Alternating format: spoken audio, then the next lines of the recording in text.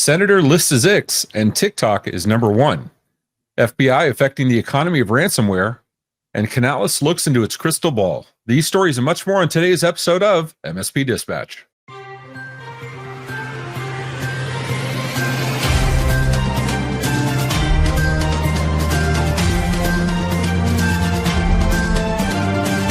This episode is presented by MSP GeekCon 2023, a conference for MSPs by MSPs. Occurring May 21st through the 23rd, 2023 in Orlando, Florida, this two-day event is built around the journey of technical growth from Tier 1 to Tier 3. Visit mspgeekcon.com for more information.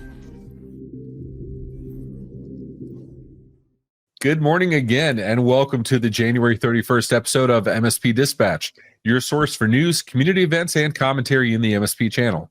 I'm Ray Orsini, joined as always by my co-host, Mr. Tony Francisco. How you doing, Tony? Good, brother. How are you doing? You're not on mute. You're in the yellow. You sound amazing.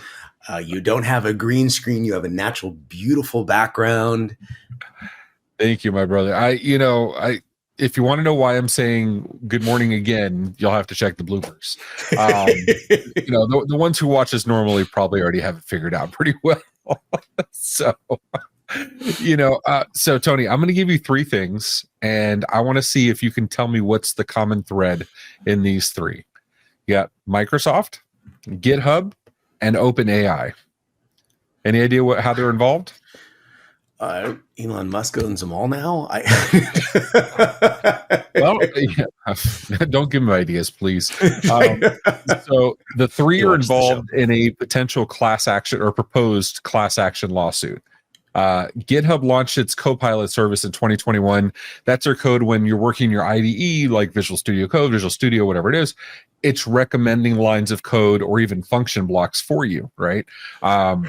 And which is all really cool. But since it started, there have been people hemming and hawing saying it's using open source software and open source repositories as the basis for these recommendations and for its learning.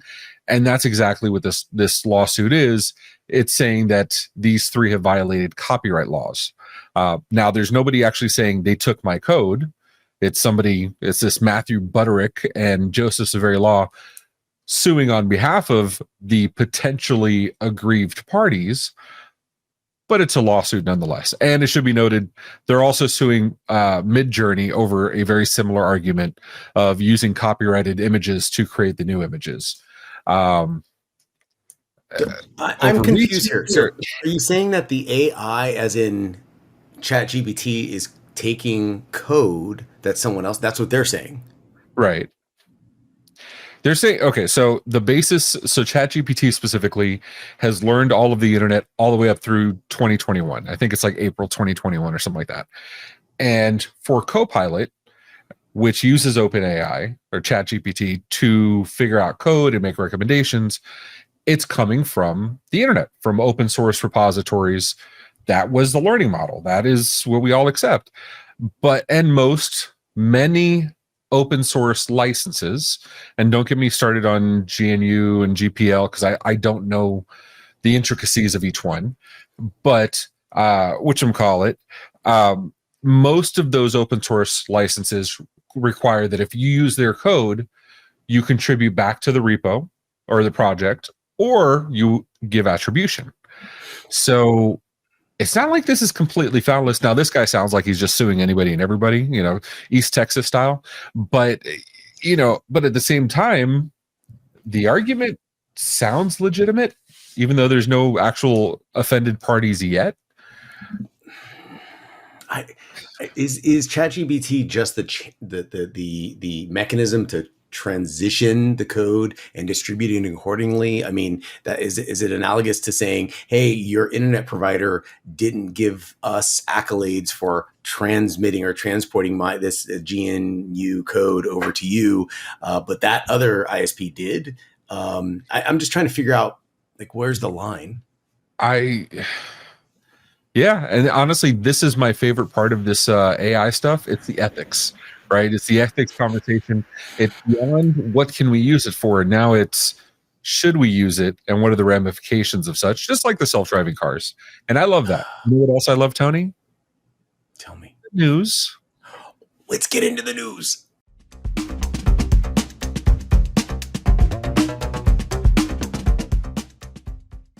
In my top story in the business section, Senator pushes TikTok government device ban enforcement, written by Ashley Gold for Axios.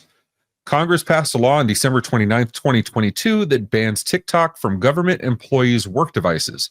The ban will take effect on February 27th. Still unknown is how the ban will be enforced. The Office of Management and Budget, OMB, is charged with carrying out the law.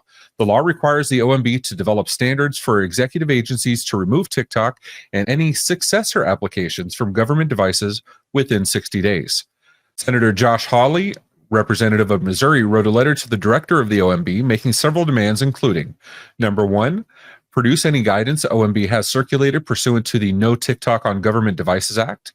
Two, provide in a classified setting if necessary an update on any intelligence, recommendations, or concerns provided to OMB by the Director of National Intelligence, the Director of the Cybersecurity and Infrastructure Security Agency, or the Secretary of Defense that will inform the promulgation of the development of standards and guidelines required by the No TikTok on Government Devices Act, and also to confirm how OMB has incorporated or addressed any such items in any circulated guidance.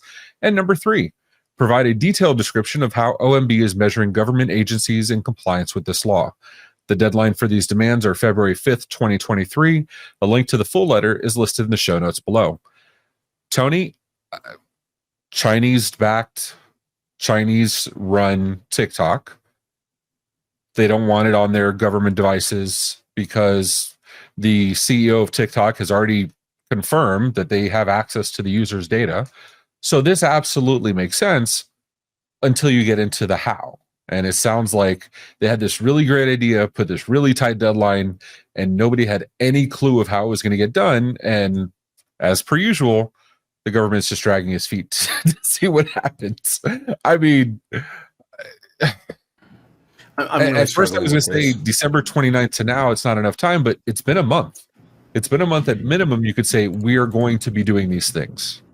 So, but where does it stop? Because let's be blunt about this. This is a personal device, and some employees, the concept of, I'm not installing a Duo, Cisco Duo, or an MFA tool on my personal. You have to buy me a phone. Okay. And that's a big deal.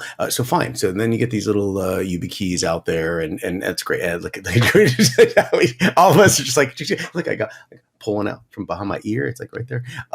So where does it end? And you have religious organizations saying that you cannot have Grindr on your phone because that goes against, their sexuality clause or whatever it may be. But there's also organizations out there, and you can do the research. You can't have Bumble or Tinder or these dating apps because they're hookup apps. They're not condoned or considered to be the true way of finding a relationship. They're trying to find love. Oh, that's right. I'm so sorry. Hey, you know what? I'm just trying to watch these videos of the cats dancing. Come on. That's all I want. Just more cats. So where does it end? I'm really wondering, because this could be a precedent for something much larger. Now, granted, everyone who's been watching the show knows I am not a fan of TikTok. I've known for years what's actually being transmitted on the back end and the breadth of access that they have is fascinatingly horrific to me. And that's one app I've just never installed on my phone. I want nothing to do with it. And it seems to be catching on, but government is government. So Ray, what are your thoughts on that? Am I overthinking it? No, I don't think you are. I think, the government could have used some extra thinking here. I think 90 days to enact something was way too far, or way too short. But at the same time, it's long enough to at least come up with a plan, right? And these are... Look, they're not the personal devices. They're your business devices. These are government issued devices. So at the same time, I don't think any MSP would have trouble saying, hey, these are your work devices. Only work things would be installed on there, right? So it's not overreaching, in my opinion. It's just a matter of bad planning. Now, what I want to know, previously there was guidance of not allowing Chinese or certain Chinese companies to create for the government to purchase certain Chinese manufactured devices like networking gear, camera gear. We all know about that. And that did filter down to MSP. I know plenty of MSPs that follow those guidelines, even though they're not doing business with Gov, they're just taking those standards and applying it locally. Do you think this, because devices managed by the MSP, phones are in there, do you think this will trickle down to the MSP level? Unfortunately, we're at time for this story, but I want to know it in the chat. And if we get enough involvement, either here on Discord, Tony and I might bring somebody on next episode to discuss it live on the show. Love the MSP point of view, right? But speaking of point of view, we have our favorite 3-letter agency affecting some economies at this point.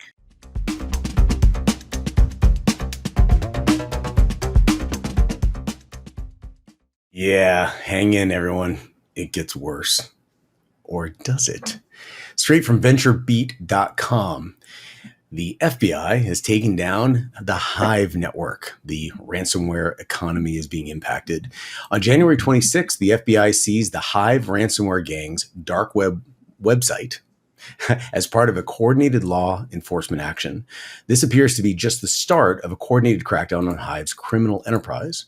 While it is likely that Hive will resurface again, the removal of its website is a significant win for the FBI, particularly when considering that Hive has extorted over $100 million US from more than 1,300 organizations globally. When considering that only a handful of threat actors like Hive, Black Basta, and Lockbit are responsible for a majority of the high-profile ransomware breaches, the FBI crackdown on Hive has the potential to significantly damage the ransomware as a service, RAS, economy by hampering one of the most prolific groups. Ray, I hate to bring bad news like an economy being shut down by the FBI. What are your thoughts? And you're on mute. It doesn't matter, but you got the excitement anyway. It came across. I did. Yeah. It did. That shouldn't even be a blooper. That was beautiful. He's like, yes, right. You could feel the energy. Tell me your thoughts on this. I mean, I love it. I love it. It's nice to see, the good guys taking a win for once. It's interesting to see, it's like butterflies flapping in the wind. And yes, this is this week's cocaine comment. But the chaos theory, right? The butterfly wings flapping in the wind on one side of the globe, and then it creating a tsunami on the other side of the globe. It's that these things, while we talk every single episode about ransomware this and malicious actor that and something else breached, it's nice to see some efforts by law enforcement actually creating positive flow, right? Going in the right direction. And yes, I'm going to hear somebody bring us back to reality. It's a tiny drop in the bucket, and it's only one thing. I don't care. A win is a win is a win. You only got to win the Super Bowl once. It doesn't matter. And if you need a reference on that, 1973 Dolphins. That's all I'm saying. So oh, that was beautiful. Not you know what? You just screamed vindictive. Like, I'm really hoping that I don't do it. Hey, Tony, remember back in the early 90s when you did the thing to me? Yeah, this is retribution. What? No, tell me. So in all seriousness, I mean, you mentioned an interesting point. It's only $100 million. It's only $100 million. It's only $100 Doesn't matter. But this could be the action, the keystone to an avalanche of activity that's centralized from our core government agency, the FBI, to get involved and engage and start taking these organizations down. Before it was like, what are you going to do? Hey, here's a phone number. Call us and let us know if we can help. Do you remember that? We talked about that. We absolutely have. Now they're like, hey, hold my beer. I got this. And I love that. You know what it is, though? MSPs don't try to educate their clients on the fact that they have been hacked. They try to educate their clients on the fact that they could be hacked, that they're even likely to be hacked. It's the potentiality that makes it dangerous. Well, you know what? Now we're bringing that potentiality of we're going to take your money right back to the ransomware people. right? Yes, a $60 million, account freeze would be far more impressive. But you know what? It wasn't $108. So I'll take the 109. It's a win. Oh my goodness. It just for everyone here who's listening to this and you've been listening to the first 80 episodes of last year, it was, I think it was like $120 or something that you could actually go buy. Yes. Yeah. Buy hack a company in a box for $120 US. Terrifying, absolutely terrifying. And what was done about that? Absolutely nothing. There was a lot of reactive posture. And this is not just reactive. This is proactive. And this is from the top agency from the United States. And this is what is going to set a precedence for future actions. Just my opinion. I'm happy about it. I want to see Phil link to that story. I think it was ransomware for hire or something to that effect. And then talk about it in the Discord that's also linked below. And then let's have a conversation about it. Let's see what we can do. Boom, there's your Discord banner right there. Hey, you know what? I know we can't foresee the future of things. I don't know, Ray. Can we predict something?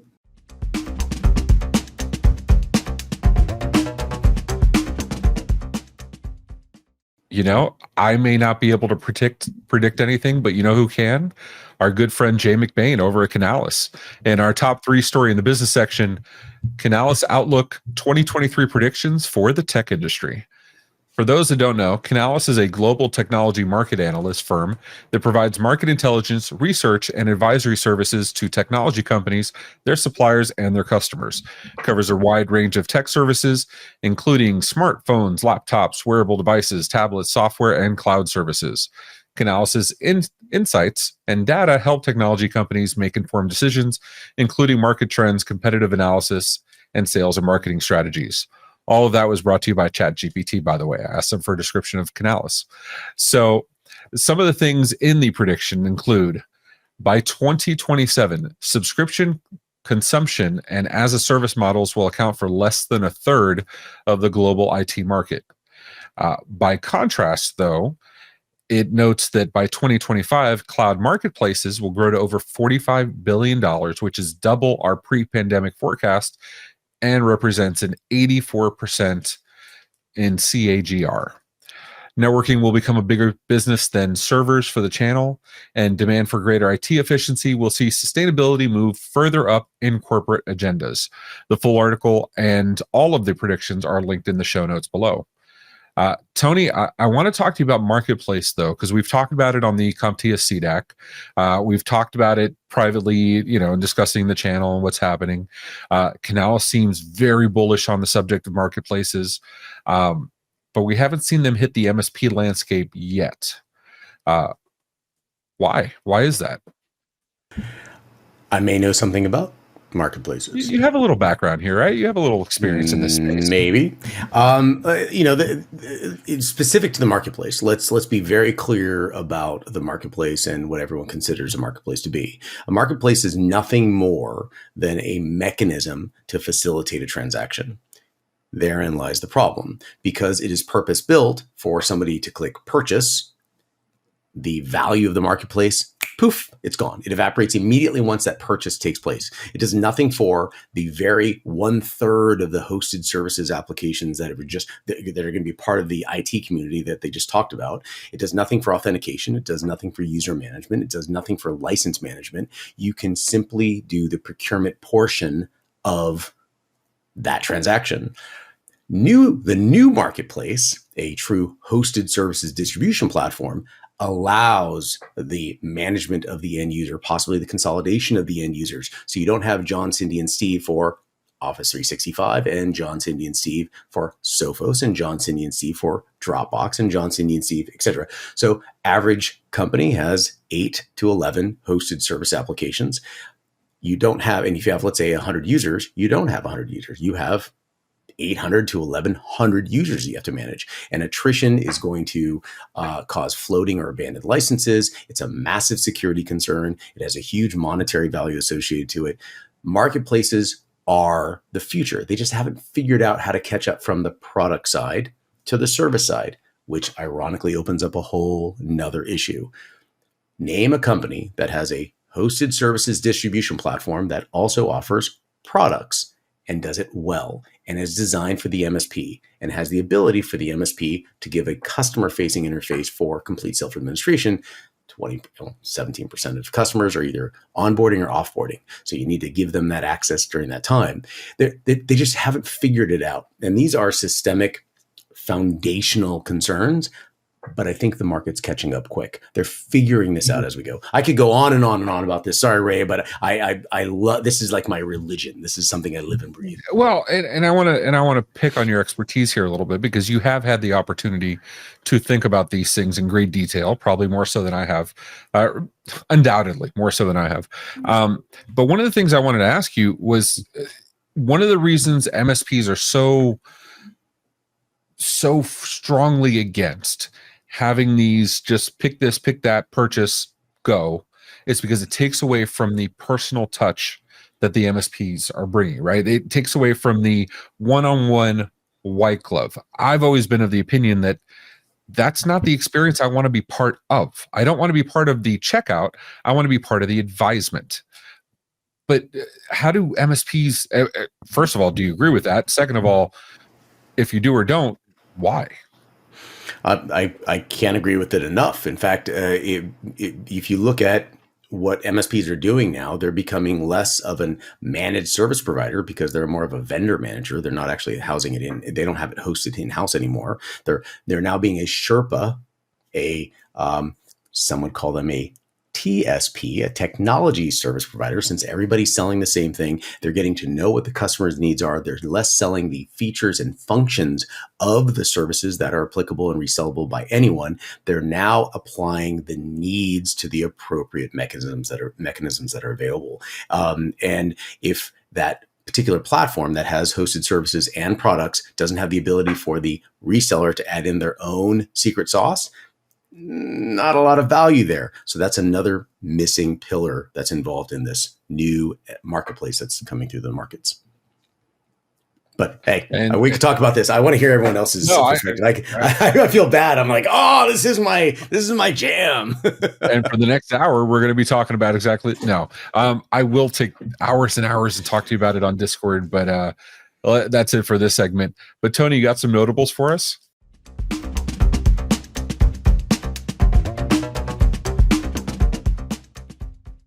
I do. Some really cool stuff. I don't really know. Straight from Axios.com, spyware company NSO Group is trying to make its case in Washington.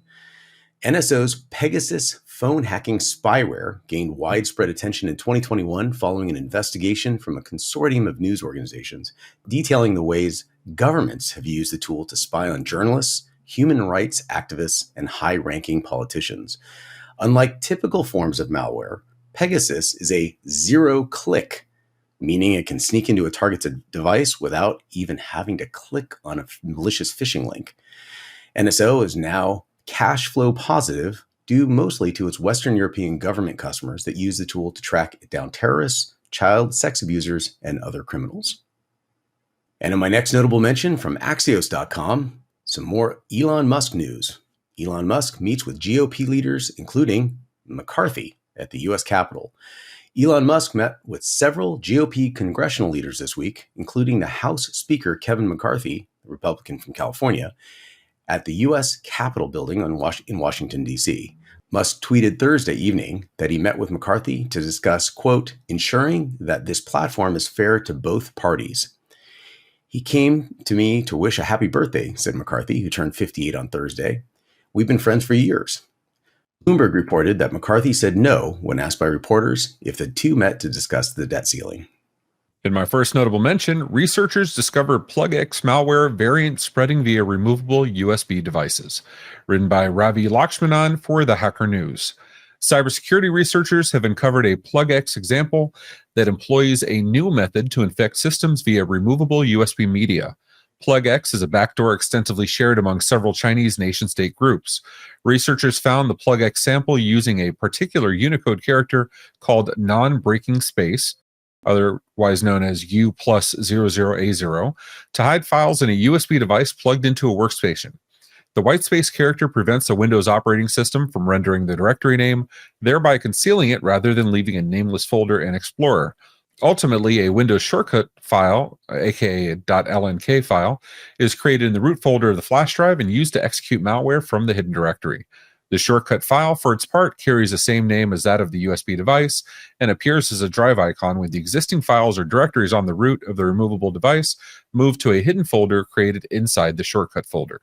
Whenever the shortcut file from the infected USB device is clicked, the PlugX malware launches Windows Explorer and passes the directory path as a parameter, Unit 42 said. This then displays the files on the USB drive from within the hidden directories and also infects the host with the PlugX malware. In my second notable mention, Chinese search giant Baidu to launch ChatGPT-Style bot, written by Zhiping Huang for Bloomberg. Baidu Inc. is getting ready to release their own AI chatbot similar to OpenAI's ChatGPT. Baidu is China's largest search engine, and they plan to roll out the chatbot in March. Initially embedding it into main search services, this should provide a conversation-style search result, much like OpenAI's platform. Baidu has spent billions of dollars researching AI over the last several years. Its Ernie system, a large-scale machine learning model, will be the founding of its upcoming tool.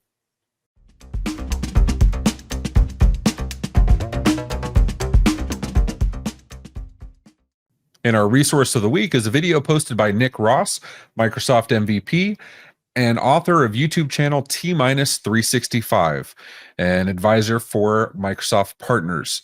He lists several changes that are coming up in the next 30 to 60 days, including changes to Teams and other Microsoft programs. The link to the video will be listed below.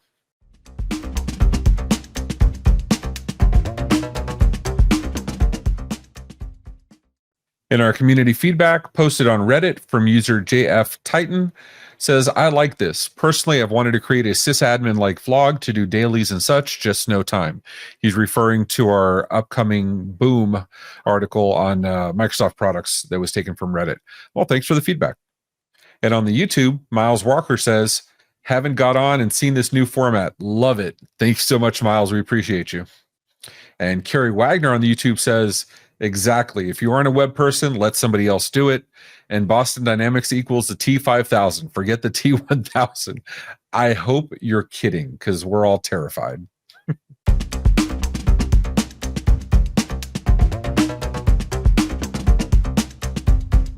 There are plenty of upcoming events taking place across the community, so let's see what's happening this week. On February 1st and the 2nd, an in-person event, ChannelPro SMB Forum in Dallas, Texas. Also on February 1st through the 3rd, an in-person event, ZeroTrust World, Champions Gate, Florida. And finally, on February 8th through the 9th, an in-person event, Cyber Insurance Bootcamp, presented by Bering, McKinley in Chicago, Illinois. And coming from the MSP Media Network this week, we have February 2nd at 6:30 p.m. Eastern, the Tech Bar opens its doors again for episode number 51, featuring Tom Lawrence and Brett Chittum of Lawrence Systems. On February 3rd at 5 p.m. Eastern Standard Time, Kyle Jackson of ConnectWise joins Aaron Bolton for episode 9 of 38 at 38. And the MSP Dispatch every Tuesday and Friday at 10 a.m. Eastern.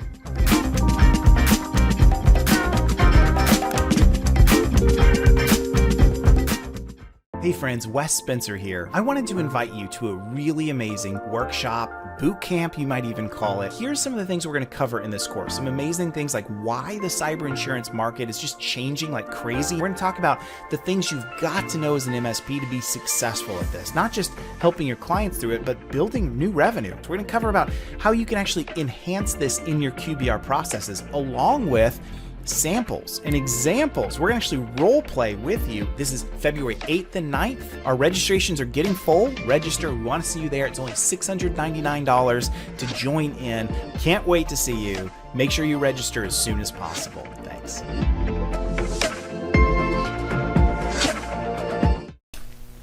Hi, I'm Aaron, and I'm a jobaholic. We all have something in common. We all have a worst job story. Each episode, I'll welcome one guest to share their most insane, worst job story. And in return, I'll share one of mine. Join me the first Friday of every month for new episodes of 38 at 38. So how'd you like today's show? If you liked it, hit the thumbs up button. If you didn't, go ahead and hit it 3 times. And if you want to hear more, go ahead and hit that subscribe button on the YouTubes or your favorite podcatcher. Did you know we also have a Discord where we post stories all week? You can propose your own stories and even vote on which ones we'll cover. As my friend Rich Banky says, make sure to tell a friend. Also, be sure to follow us on social media at MSP Media TV. Have any questions? Email news@MSP Media TV for answers on the next episode, or leave us a voicemail, 833 MSP Network. Tony, I get it's $109. I'm just crossing my fingers. Next time it'll be 110. Go for the 110, baby. Oh man, hold on. I just want to point this out. So I'm drinking my little drink. You know what I just got? I just got, but you know what I just ordered? I just ordered. I do know what you just ordered. An MSP Dispatch mug. I didn't know there was an MSP. We have an MSP Dispatch. It's awesome too. Everyone's got to have one. We saw MSP Dispatch tumblers, and then because I am a little extra, I see the delivery address and I put it in mute in Google Maps. No, but this is how Tony is 3 steps ahead of you on the board, right? So, and you probably don't even remember doing this. I put it on Google Maps. I know. And your house is blurred. It's blurred. I had to Google how to do that. So 1, I didn't realize that was a possibility. 2, it absolutely makes sense that you have it done. So of course I went to go do that to my house, but because I live in a gated community, they couldn't get past the gates. So it was okay anyway. You're automatically blurred. Oh, thank you for noticing that. People, it's very rare that people actually understand, and it takes a long time to do. It's not a quick, I'll just have it done next week. It takes some time to do it. Maybe they made it easier, but I did it a long time ago. And maybe if they comment down below, we'll take for the opening banter, we'll let you describe how you did it and educate the rest. But we need to hear you ask for it in the chat below or on Discord. But for now, I think that was an excellent episode, brother. I appreciate you. Amazing. Appreciate you. All of you. All right. So the rest of the MSP audience, take care of yourselves and each other. Take care, everyone.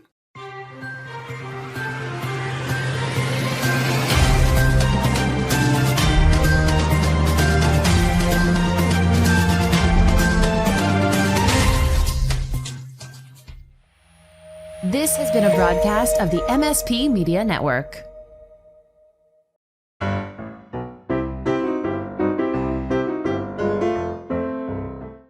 Okay, so what are we doing? I got my notes in. I'm ready. Oh, wow. Nice. All right. I got to go. We're just handing each other stuff between the windows. So here, I'll give you this. Oh, wait. He wasn't ready. Thank you. Oh, thank you. Oh, that's good. Hey, Ray. This actually does smell nice. It's a blueberry eraser that my daughter got, and it's just been in here for a week. Wait, you know what you got to do? Is you got to, is there like a, you gotta like hand like scissors over or something. Something that's very common, and the other person could just be like, "Oh, hey." Exactly. Like, there you go. It's like, oh, yes, exactly. Yeah. All right, guys, let's get going before Simon gets upset. I see he's giving me the eye already, which means I'll be in trouble. Yeah, fair enough. I'm out of here. I'll stick to editing. You're on mute. You're on mute. You're on mute.